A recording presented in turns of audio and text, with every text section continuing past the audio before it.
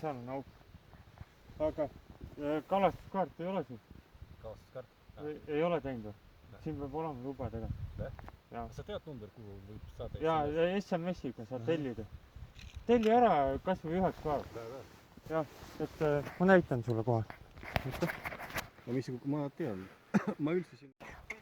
Kolm harrastusliku kalapüügi õigust 9 päevaks teavitusega, mis maksab 1 euro ja 32 senti.